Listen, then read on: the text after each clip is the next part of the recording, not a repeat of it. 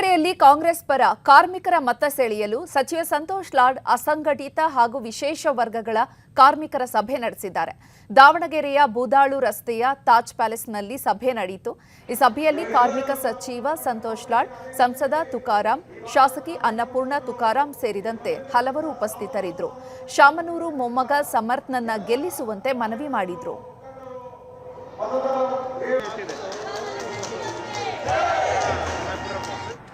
ಖಂಡಿತವಾಗ್ಲೂ ಎರಡು ಕಡೆ ಗೆಲ್ತೀವಿ. ಬಿಜೆಪಿ ಡಬ್ಬ ಮುಗಿಲಿಕ್ಕೆ ಬಂದಿದೆ. ಟಿಫನ್ ಡಬ್ಬ ಕಟ್ಕೊಂಡಿದ್ದ 12 ವರ್ಷದಿಂದ ಹಳೇ ಪಿಕ್ಚರ್ ಹೇಳಿ ಇವ್ರ ಹತ್ರ ಈಗ ಏನು ಹೇಳಲಿಕ್ಕೇನು ಇಲ್ಲ. ಒಂದು ಟಿವಿ ಸೋಷಿಯಲ್ ಮೀಡಿಯಾದಲ್ಲಿ ಒಂದು ಸ್ವಲ್ಪ ನಮಗೆ ಅವಕಾಶ ಇತ್ತು, ಅದನ್ನು ನಿಂದಿಸ್ಬಿಟ್ಟಾರೆ. ಈಗ ಬಂದು ಹೊಸ ಕಾನೂನುಗಳನ್ನ ಮಾಡಿ, ಪ್ರಧಾನಮಂತ್ರಿ ಮೋದಿ ಸಾಹೇಬ್ರೆ, ನೀವು ಪ್ರಜಾಪ್ರಭುತ್ವ ವ್ಯವಸ್ಥೆಯಲ್ಲಿ ನಂಬಿಕೆ ಇರತಕ್ಕಂತ ಬಹಳ ಹೇಳ್ತೀರಿ. ನೀವು ಯಾರೋ ಒಬ್ರು ನಿಮ್ಮ ವಿರುದ್ಧ ಒಂದು ಸೋಷಿಯಲ್ ಮೀಡಿಯಾದಲ್ಲಿ ಏನನ್ನ ಮಾತನಾಡಿದ್ರೆ ಅದನ್ನ ತೆಗೆಸೋದು, ಆ ಅಕೌಂಟ್ನ ಬ್ಲಾಕ್ ಮಾಡೋದು, ಇದು ಏನ್ ಮಾಡ್ಬೇಕಂತಿದ್ದೀರಿ? ಆಯ್ತು, ನೀವು ಇನ್ನ 5 ವರ್ಷ ಪ್ರಧಾನಮಂತ್ರಿ ಇರ್ತೀರಿ. ನೀವು ಸಾಧನೆಗಳ ಬಗ್ಗೆ ಮಾತನಾಡಿದ್ರೆ ವಿನಾ ಹೊರತು ನೇರವ್ರನ್ನ ಬೈಯೋದು, ಕಾಂಗ್ರೆಸ್ನವ್ರನ್ನ ಬೈಯೋದು, ನೇರವ್ರನ್ನ ಬೈಯೋದು. ನೀವು ದಯಮಾಡಿ ಒಂದು ನನಗೆ ರಿಕ್ವೆಸ್ಟ್ ಇದೆ, ಮಾಧ್ಯಮ ಸ್ನೇಹಿತರಲ್ಲಿ ಮನವಿ ಮಾಡ್ಕೊಳ್ತಕ್ಕಂಥದ್ದು, ಅವ್ರು ನಮ್ಮನ್ನ ಬಂದು ಟೀಕೆ ಮಾಡ್ತಾರೆ. ಆಯ್ತು, ಬಿಜೆಪಿ ರೂಲ್ಡ್ ಸ್ಟೇಟ್ಗಳಲ್ಲಿ ಏನಿದೆ ಇವತ್ತು? ಉದಾಹರಣೆಗೆ ಬಿಹಾರ್ ತಗೊಳ್ಳೋಣ, ಯುಪಿ ತಗೊಳ್ಳೋಣ, ಯಾವ ಸ್ಥಾನದಲ್ಲಿದೆ? ಗುಜರಾತ್ ಯಾವ ಸ್ಥಾನದಲ್ಲಿದೆ ಅಂತ ಕೇಳಿ ನೋಡ್ರಿ. ಇವರು ಮುಸಲ್ಮಾನರನ್ನ ಬೈಯೋದು, ನಮ್ಮ ಹಿಂದೂ ಸಮಾಜ, ನಮ್ಮ ಹಿಂದೂ ಧರ್ಮ, ಸನಾತನ ಧರ್ಮ ಏನಿದೆ ಬಹಳ ದೊಡ್ಡ ಧರ್ಮ.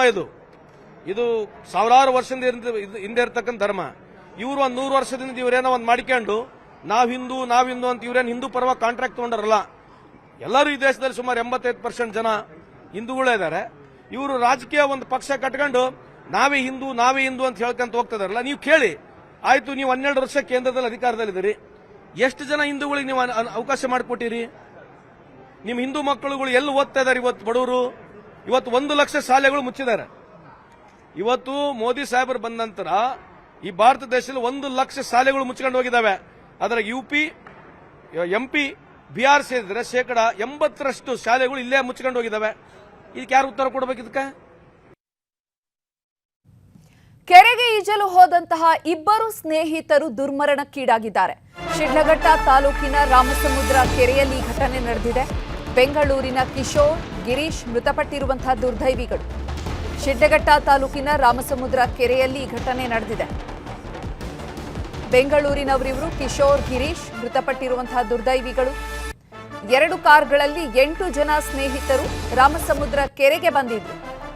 ಜಾತ್ರೆ ಪ್ರಯುಕ್ತ ಗಡಮಿಂಚೇನಹಳ್ಳಿ ಗ್ರಾಮದ ಸ್ನೇಹಿತನ ಮನೆಗೆ ಇವರು ಬಂದಿದ್ದಂಥದ್ದು.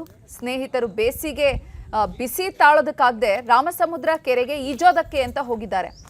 ಆದರೆ ಈಜಲು ಬರದೆ ನೀರಲ್ಲಿ ಮುಳುಗಿ ಸಾವನ್ನಪ್ಪಿದ್ದಾರೆ.